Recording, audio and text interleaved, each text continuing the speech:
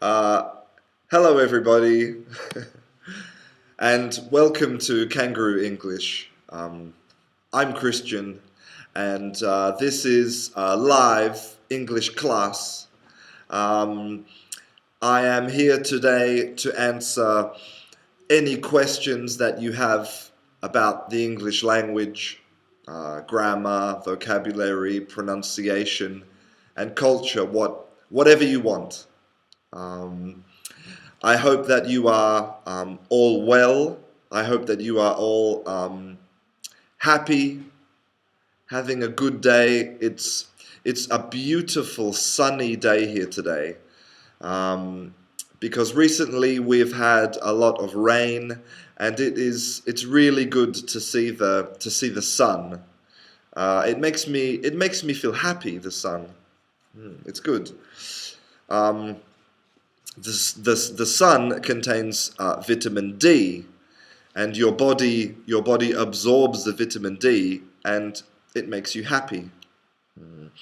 Some people who live in countries which have long winters and maybe a little bit of sun, like the Scandinavian countries, um, they can have a problem called seasonal affective disorder. And this basically, they feel sad, they feel unhappy because they don't have sun, and they need to put lamps on their desks when they're working to give them vitamin D to make them feel happy. um, okay, so before I start answering your questions, um, a lot of people ask me about some books to read. And so I thought maybe I would introduce you to a classic book. This is Paddington. I don't know if maybe you already know about Paddington, but basically he is one of the most classic characters in British children's literature. He is a bear from Peru, from deepest, darkest Peru. And he travels on a boat to England, and he is adopted by an English family. And it's a nice story. And also the film is very entertaining. But in the book, there was one thing that's very interesting for you. Okay, so in this part of the book, they get in a taxi. Okay, and I don't know if you can see here. Let me try. So they get in the taxi, and the taxi driver says, "Bears is extra." Do you see that? Bears is extra. But wait a second, because this is not correct, right? Bears is extra. So we have I, you, we, they. Okay, these are the singular pronouns in English. Okay, I, you, we, they, he, she, and it. And you know the verb to be, it's I am, and you and we and they are, right? And he and she and it is. But in the book, he says bears is extra, but bears is they, right? So he should say bears are extra, not bears is extra. So is this a problem with the printing of the book? No. This is something which is very common in dialects in certain parts of England, okay, and also in certain parts of America, is that they substitute the conjugations incorrectly. They conjugate the verb to be incorrectly. But this is crazy because you you are learning English and you spend all of your time focusing on the correct conjugations and speaking correctly, and then people deliberately use the wrong thing. It's crazy, but this is very common, especially in London, okay? So you would say, for example, we is hungry, not we are hungry, okay? um, it's just a crazy thing, okay? So I thought maybe that would be interesting for you. Okay, so yes, let me start to answer some of your questions. Let's have a look. Okay, so Lewis is asking about the pronunciation of the final R in English. Like, for example, okay.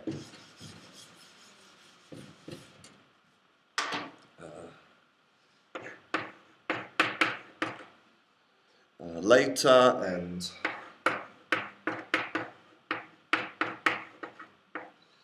footballer and singer, for example. Okay, so basically there are two types of English pronunciation with R, okay? There are rhotic and non-rhotic, okay?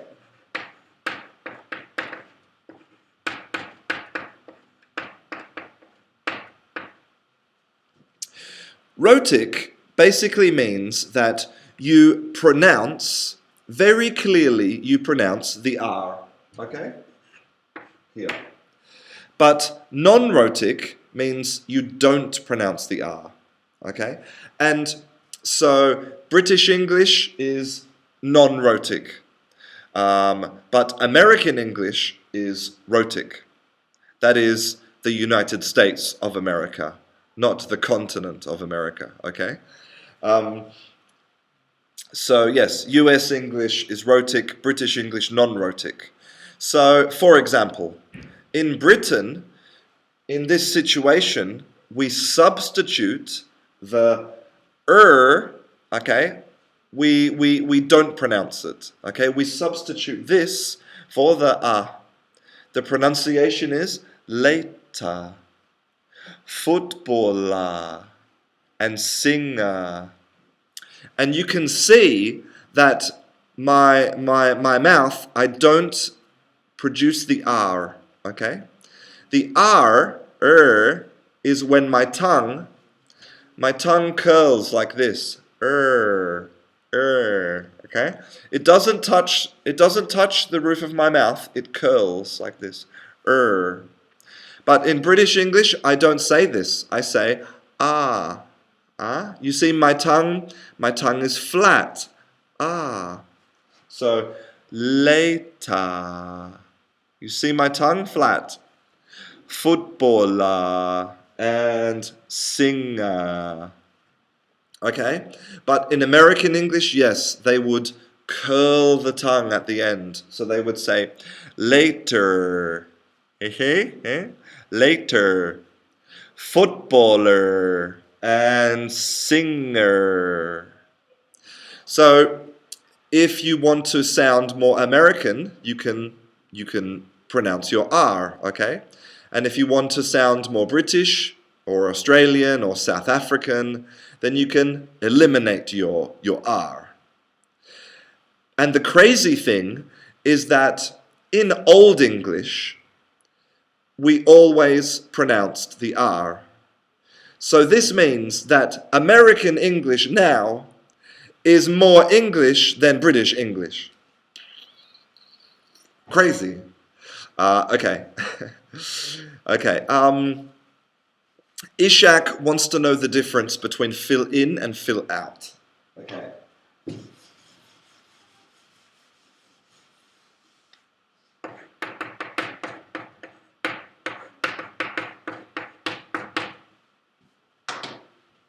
Do you know what this means to fill in and fill out? imagine that I give you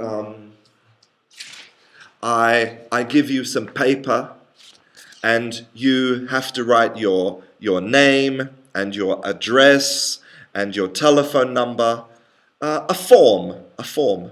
Then you can fill in or fill out the form, okay? And basically they are perfect synonyms. There is absolutely no difference between fill in and fill out, okay? So you can use them as you like, okay?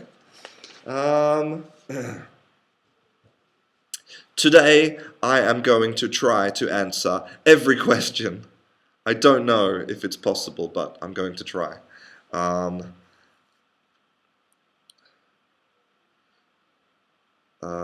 Okay, so James again was asking about the pronunciation between pull and pool.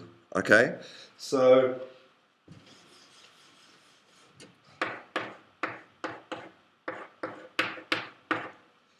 so so he was asking about if they end with L. Okay. If they both end with L, then why is the tongue position different? Well, the tongue position is only different here, okay? Here in the vowel. But at the end, we need the L, okay? Pull, pool, okay? The tongue position is different only in the vowel, okay? Pull, see? At the end, I have touching, pull, and this one, pool. Again, at the end, my tongue is touching. But here in the vowel, yes, the tongue position is different. Okay. Hopefully that answers your question. Okay, so Victoria in the Ukraine. Hello, Victoria. She wants to know about the difference in pronunciation between some words. Okay, so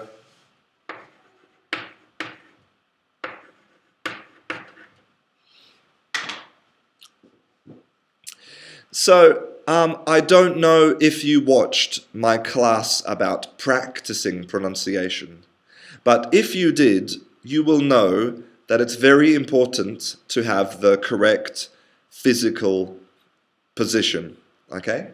So this one, okay, it's happy, okay? It's ah. The mouth is very open, okay? And the tongue is flat, very open. Man, an, okay? Man. But this one here is different. This is shorter, okay?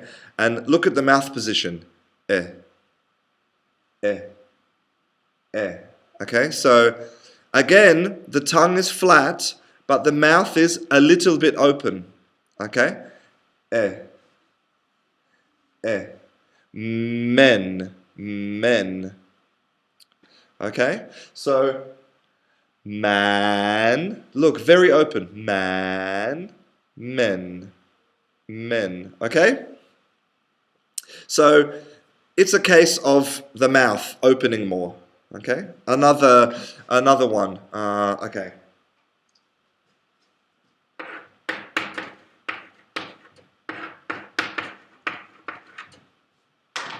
And this is a very important difference because these two words are very different. Okay? Again, it's the same. Okay? Mouth open. Than. And here, then. My mouth, really, it's not necessary for me to open my mouth. Then. Okay? Because my mouth is open from the then. Than. When you are practicing pronunciation, it's a really good idea to exaggerate. Okay? To do crazy exaggerations of pronunciation. And then when you are speaking, you can bring it back. Okay. using negative pronunciation. Okay, so then Victoria has another question about using negative after unless. How does it change the meaning of the sentence? Okay. So.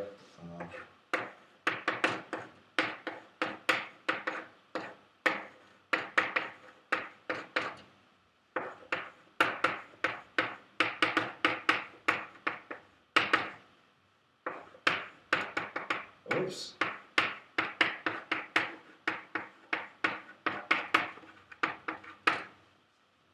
Okay, so Victoria wants to know what happens if we use unless with a negative. So, for example, here we have a conditional. Okay, I will play football unless it rains or unless it doesn't rain. Um, I think that the unless with the negative, I think it doesn't work because I don't know. It's because it's creating a double negative. I will play football unless it doesn't rain. Um, well, no, I think maybe that's a bad example. You could say um, um, unless it doesn't open. Yeah, unless it opens. Yeah, I think this makes sense. You know, if you are talking about the stadium, I will play football unless it doesn't open. I think you can use unless with a negative. I think there's no problems. Can you give me an example where it doesn't work? I think it's okay. I don't know. To me, unless with negative, looks okay. Um, okay. Yeah. So some students from France, Slovakia, Bulgaria. Um, I have a student who went to Bulgaria about 2 weeks ago, and she said that nobody in Bulgaria spoke English. She said it was very difficult to communicate because she speaks Spanish. Spanish is her native language, and in general, in the shops and the restaurants, they didn't speak English, so it was difficult for her to travel. Is this true? Do people learn English in Bulgaria? Tell me. I'm curious. Maybe she had bad luck. I don't know. Um, okay, so Mario was asking about using a comma in English. Um, yes, I would like to talk a little bit about punctuation in English because punctuation is very important in English, super important. Um, so some typical common punctuation is the this, which is the full stop or the period, okay? And then we have the comma, okay?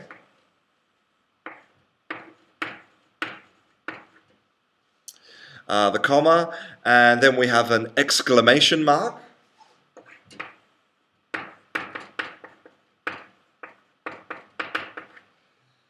And a question mark.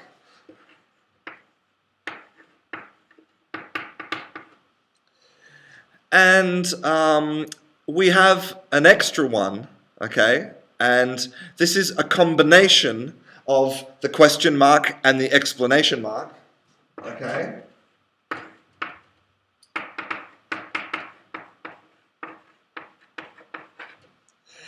And this is called the interrobang. And basically, you can use this to express a question and an exclamation at the same time. If somebody says to you, for example, I like to put, um, I like to put bananas on my pizza, and you say, bananas? Bananas on your pizza? It's a question and an exclamation at the same time. It's fantastic. So, these, not this one, but these four are very, very common.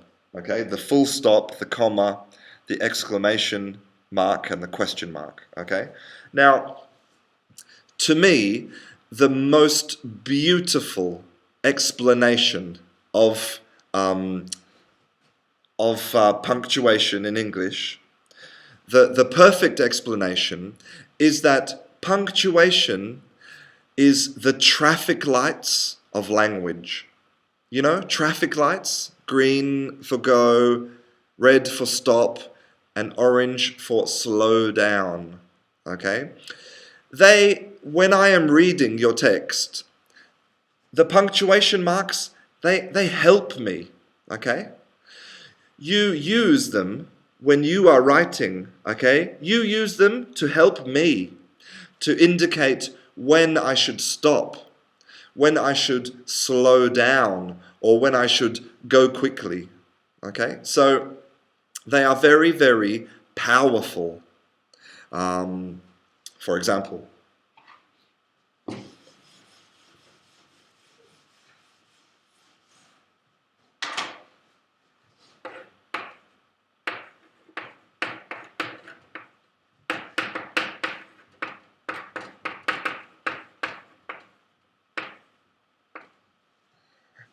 here we have a sentence, well, 4 sentences, okay, with full stops.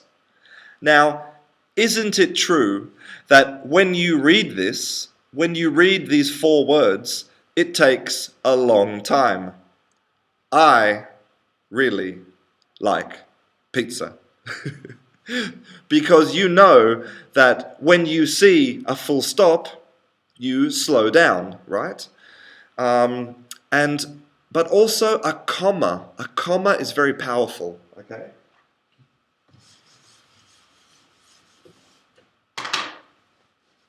Um, uh, uh,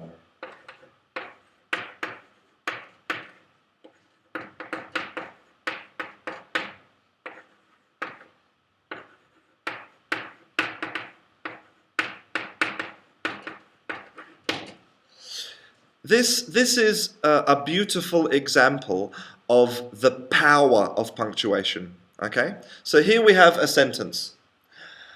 A woman without her man is nothing.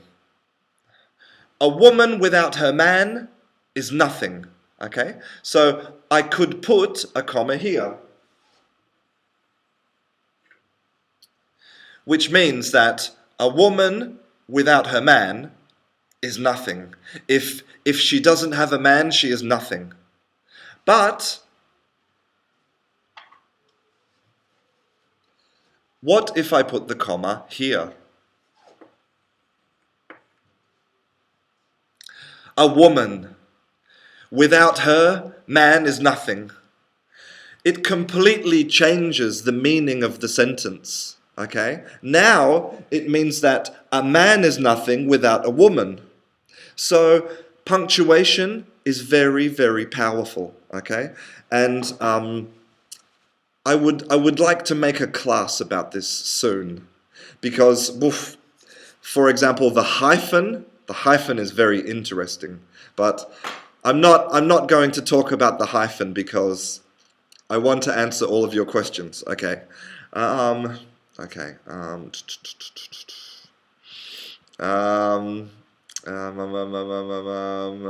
Okay. Okay, so Pris was asking about the difference between look like, look alike, and look as. Okay, let's talk about that.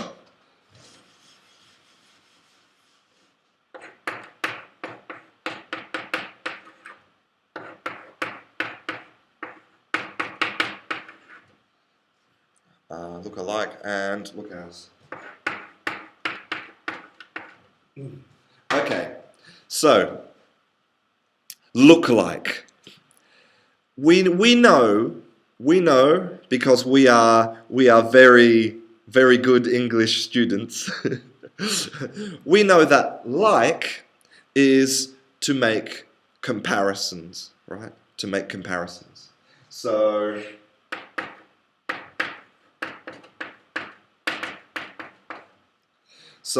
I could say, for example, that this doesn't look like this. They're totally different. This does not look like this. I'm making a comparison, okay? But look alike. What does it mean, alike?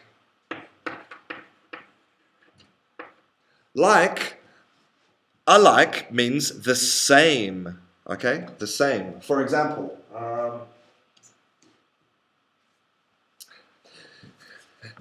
these books are alike. The same, see? Exactly the same.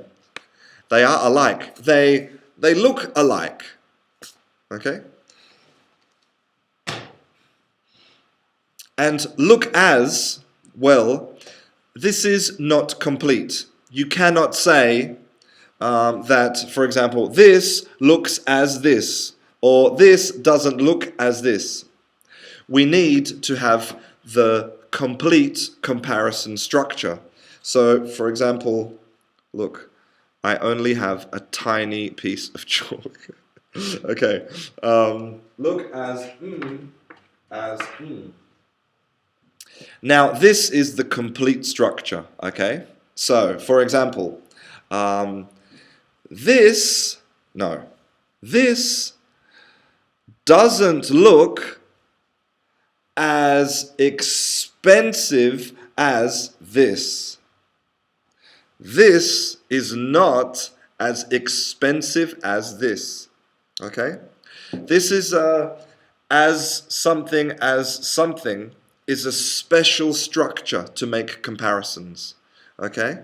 I hope that answers your question about the difference between the three.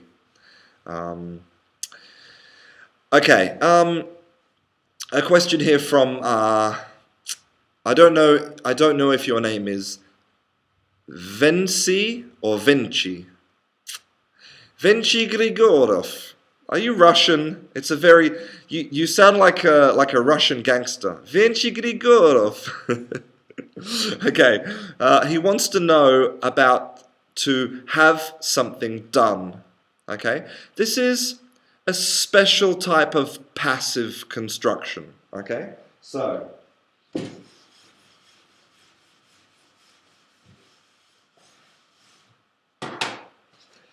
now we know because we are good English students.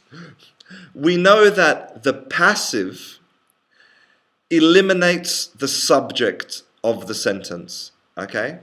In the passive, we don't know or we don't want to talk about the subject. So imagine that you are telling your friend that every day, okay? Oh my God. Every day I have less hair. Okay, so imagine you are telling your friend that this, okay? You could say,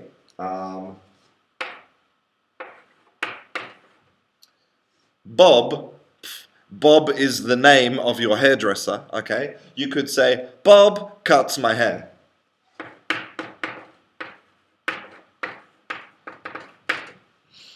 Okay, so here this is an active construction, okay? Subject, verb, object. Typical, okay? But maybe you don't want to say Bob.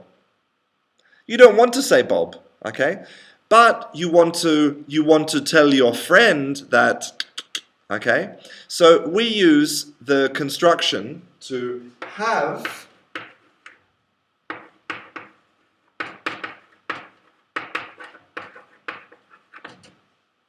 to have something done.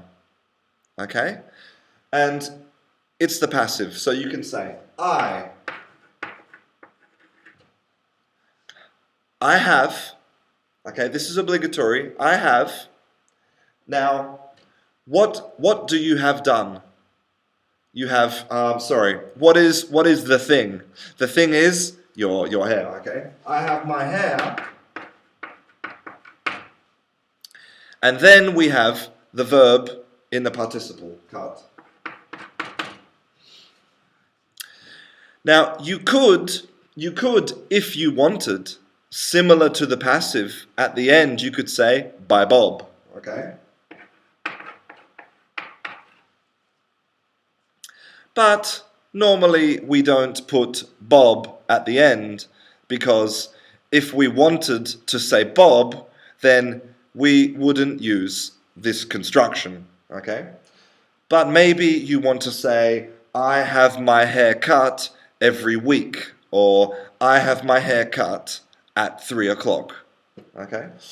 And the structure is very simple. So have with something, and then the participle at the end.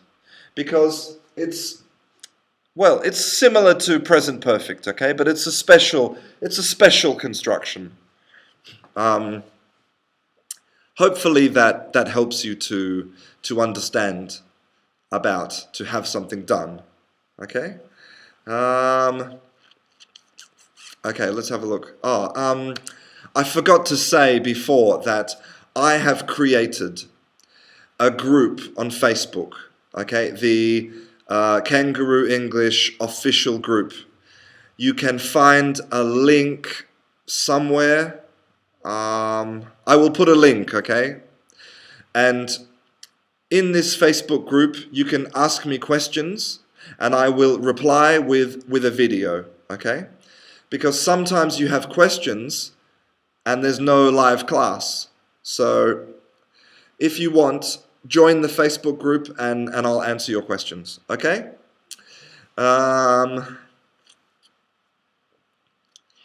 So, kin dakiddam. Kin dakiddam. Or maybe it's kin dakiddam. I don't know. Probably I just destroyed your name. I'm really sorry. He or she wants to know, what is the best way to learn formal English? Well, the good news for you, is that every day English is less and less formal. Okay? Really, every day there is less difference between, a formal business email and a personal email. Like, people don't use the formal structures that they used, 50 years ago. English now is very casual. And so the good thing is it's easier to learn formal English. And I think that's why it's important not to think about grammar or vocabulary, but you have to think about formal English as part of the English culture.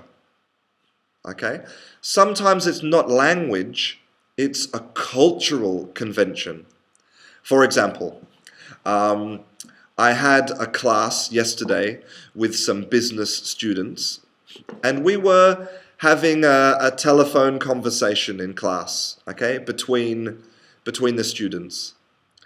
Now, in Spain, when they answer the telephone, they say "dime," which basically means "tell me, talk to me." Now, you can't answer the phone like this in English. You don't pick up the phone and say, "Tell me." Okay? So, normally, in a business, you would say, "Hello, Canguro English, how can I help you?" Now, this is not any special vocabulary, any special language. This is normal vocabulary. Hello, how can I help you? But the difference is the culture, okay? And the same in the class with the business students. We were simulating, we were pretending that there was a problem, okay? And the students, so one student said, "Oh, I'm sorry, but we don't have any books. We don't have any books." And the other student said, but this is not correct, because in English culture, and it's ridiculous, okay? English culture is ridiculous. You always have to be very sorry for everything, and you always have to say please and thank you. And even if you don't mean it, okay? Sorry and please and thank you, you have to say this a lot, okay? So, I told the business students, you have to say, "Oh, I'm really sorry, but unfortunately, we don't have any books. Yeah, I apologize." And the other person says, "Oh, no problems. No problems." So, again, this is not special vocabulary. This is a question of culture, okay? So, I think that to learn your formal English, you can just take notice of English culture in books, in English movies, and maybe if you watch some English television programs like morning television, for example, and look at how they talk to each other, okay? And they are very polite and... Okay, hopefully that helps you. Okay, so Yan Huang has a question. Instead of a simple present tense, use what are the rules? Okay. Instead of simple past tense, when it is about something that has happened, instead of simple past, simple present. Okay. So Yan was saying that sometimes in newspapers they use the present tense for things that happened in the past. Okay, like...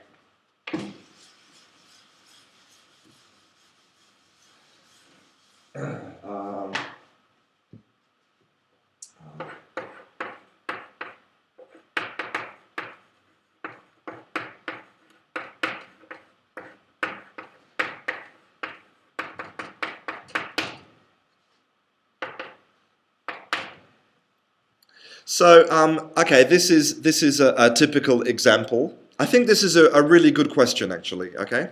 It's a typical example.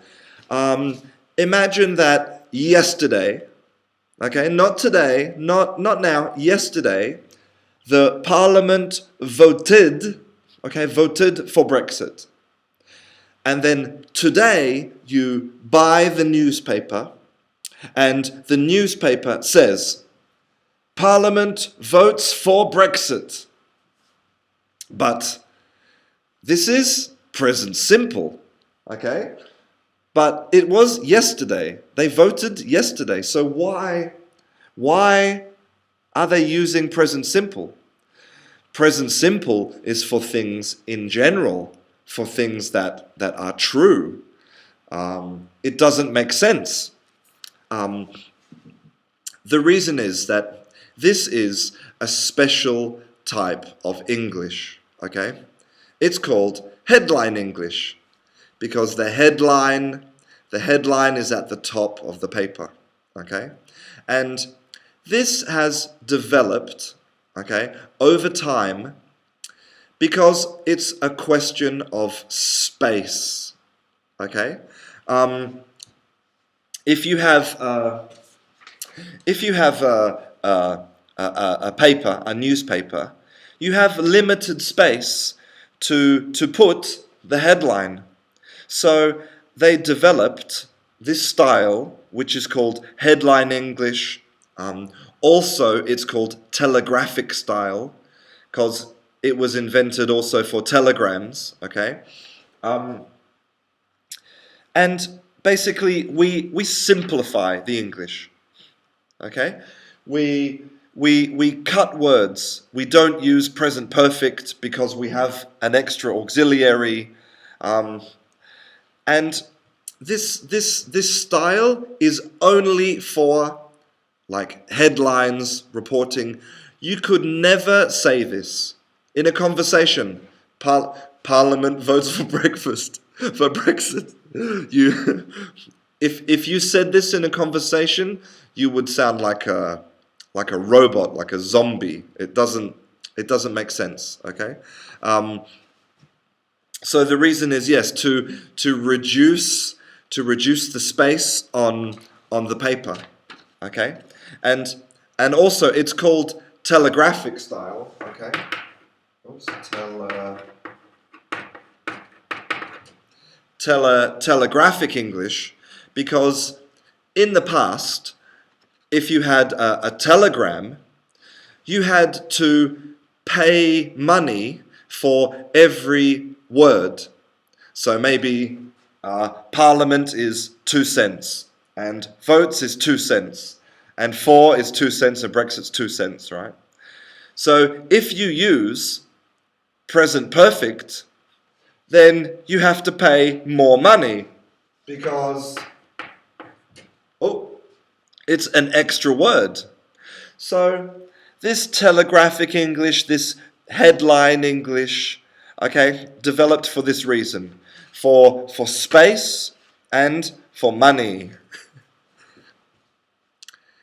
At the end of the day, in the end, it's always a question of money in life. Don't you think? Unfortunately, it's bad. Mm. Okay. Hello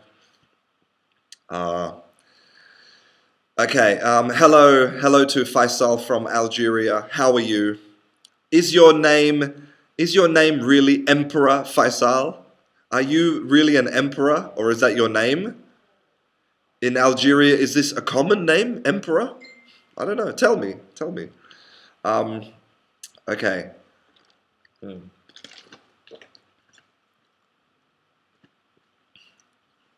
Okay. So Kevin was asking about is the J the same as the I? Okay.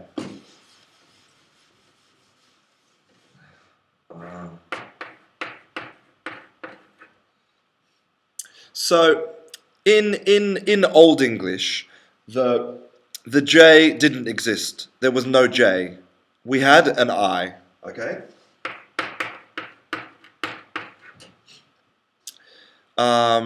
And the sound, the J, if you wanted a J, you wrote differently. You would say,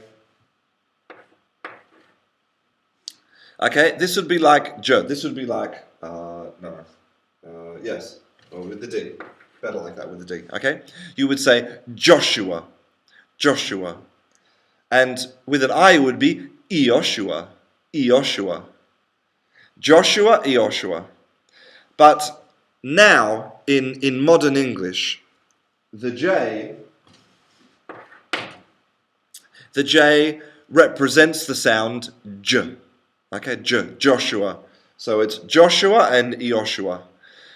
But you were asking about the U, okay? Like, for example, you said cure, and let's give you another example.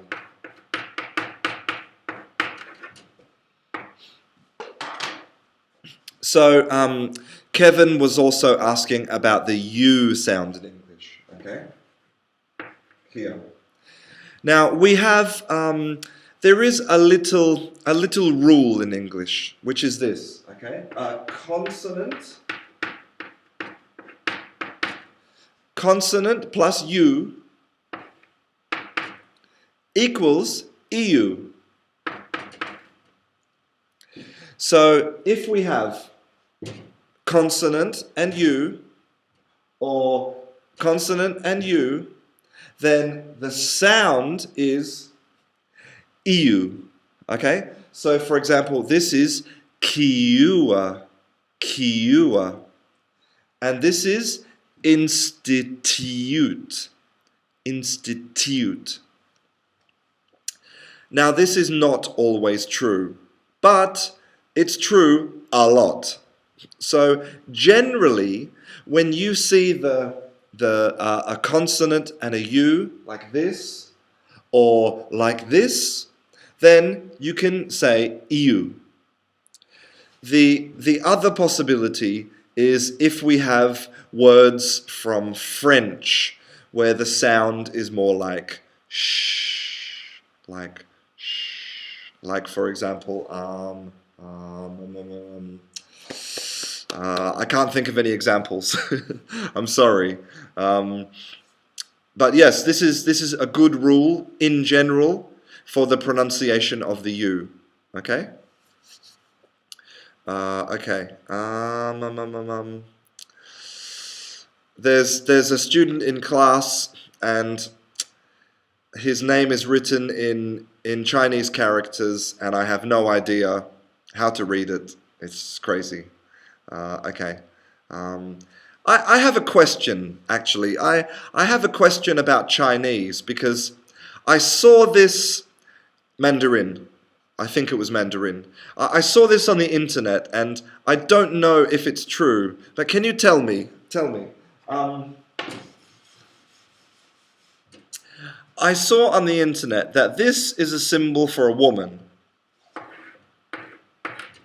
I think something like this. Okay, this is woman. Okay?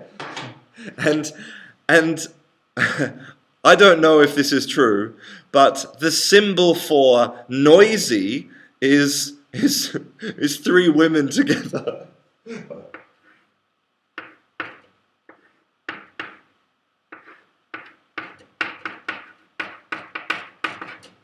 So this is woman and this is noisy. Is that true?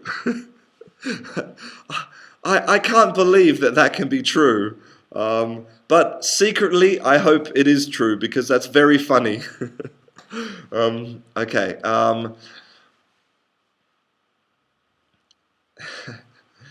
Okay. There are some people saying very nice things to me. Thank you very much. I appreciate all of your comments.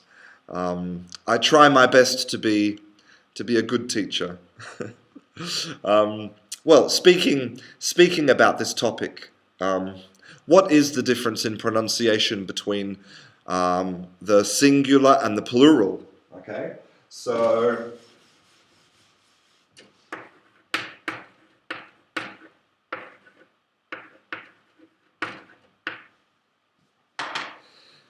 this is a typical crazy thing in English, is that we have singular, woman, plural, women, and, okay, this is the letter that's different. This is the letter that's different. But the pronunciation is here. The difference in the pronunciation is here, not here, where the letter is different. Okay, so this is woman. Okay? Look at my mouth. It's closed. It's forward. Woman. And this one here is totally different. It's E. You see the cheeks? My cheeks? E. And my tongue is here. Okay? E. Here. E.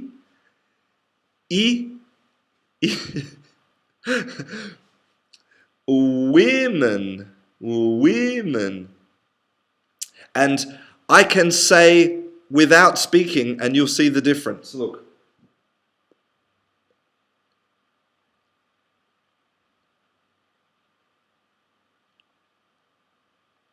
Did you see that? Yes? Did you see the difference between the U and the E? Okay. Woman, women.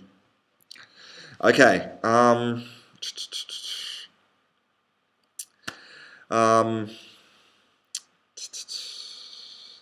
okay, so I'm just looking for some more questions here. Um, okay, so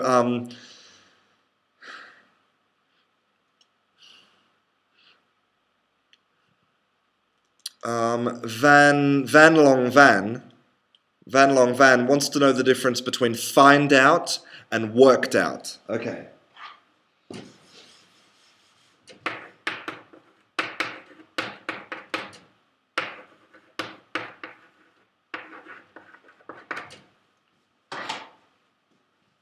To find out something is to discover something.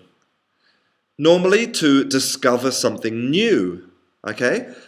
So if there is,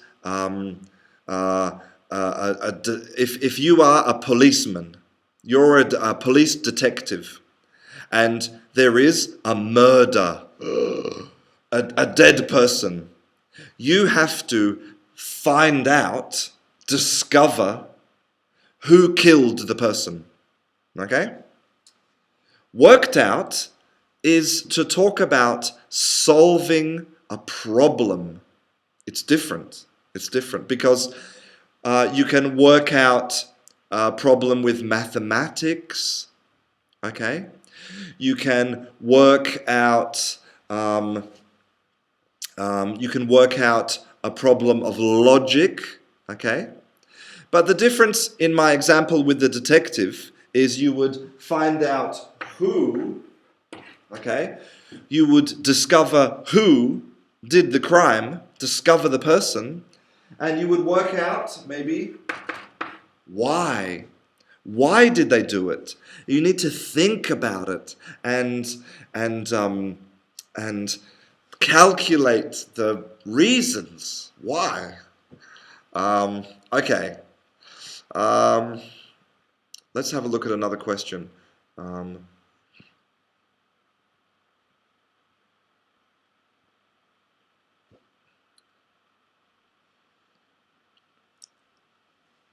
okay, Nabil has asked a very good question that really is a valid question about English in general. Okay, so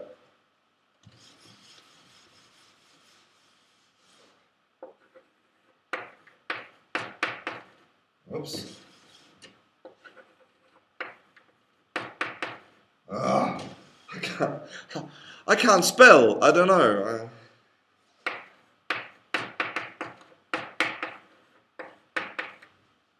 We watched the sun.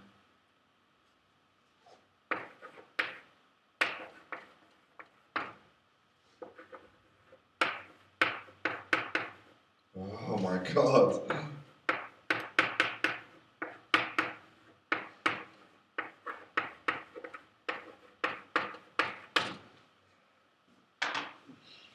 Okay, so he wants to know why you can say we watch the sun go down, and you cannot say we watch the sun goes down. And this is this is this shows you how English sentences work. Okay, so I want to introduce you to one piece of vocabulary. Okay, which is clause.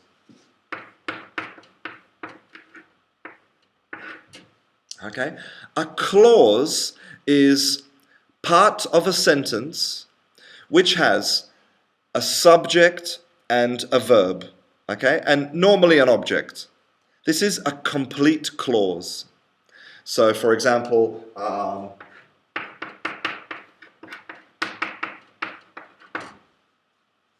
I like pizza. This is a clause because we have a subject and a verb and an object. Okay?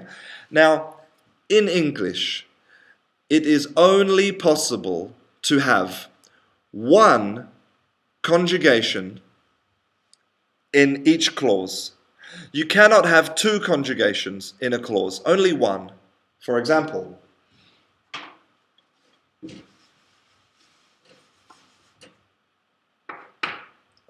oops.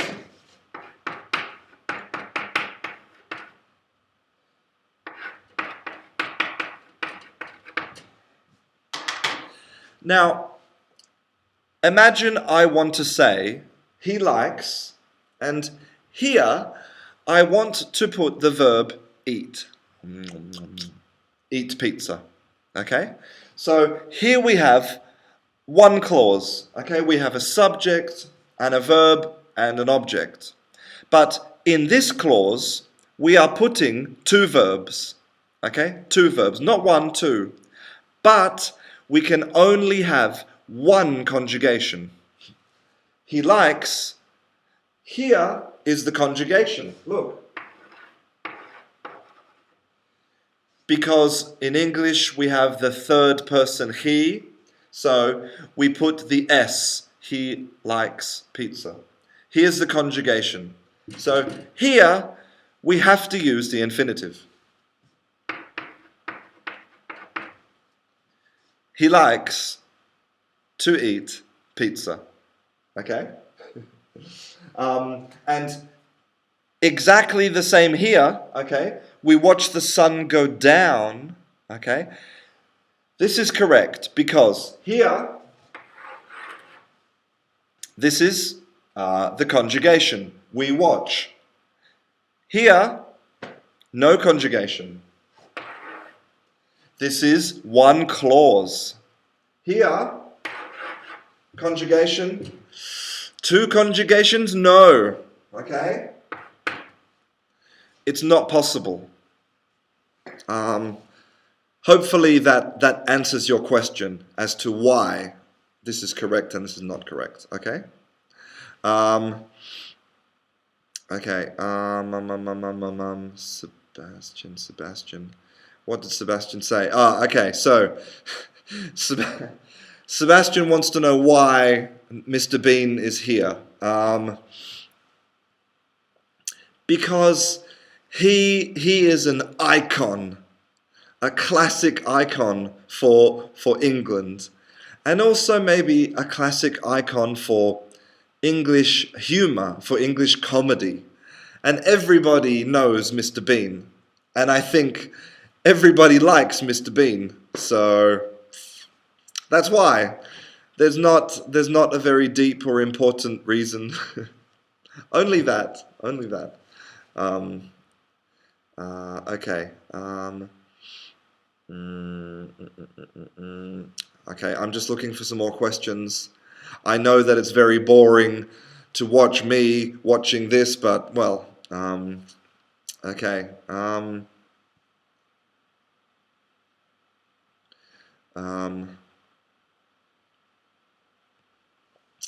Okay, very interesting. So Venthi told me that that in Bulgaria, the people who speak English don't live in Bulgaria.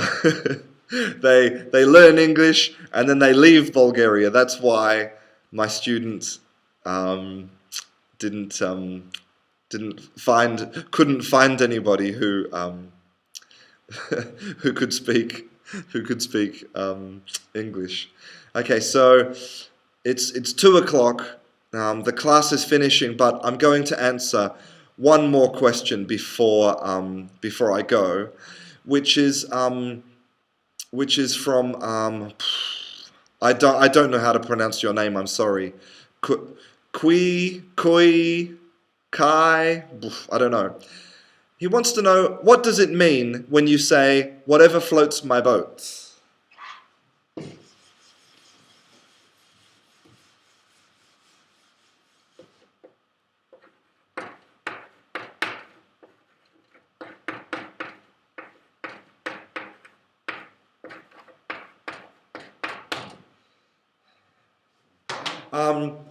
So here in this space, you can put a possessive adjective, okay? Like whatever floats your boat, whatever floats my boat, whatever floats his boat, etc. Okay?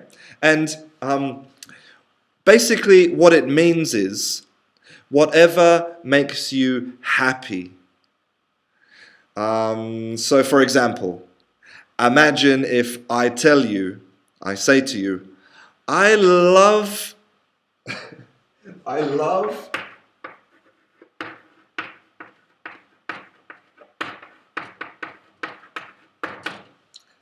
I love banana pizza.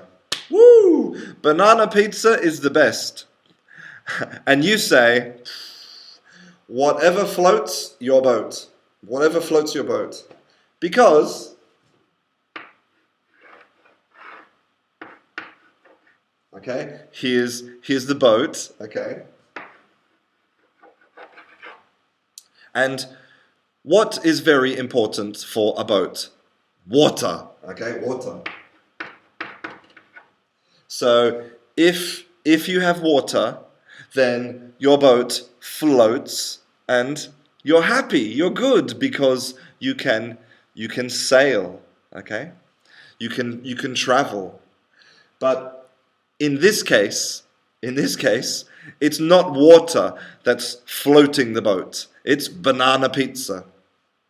The banana pizza makes me happy.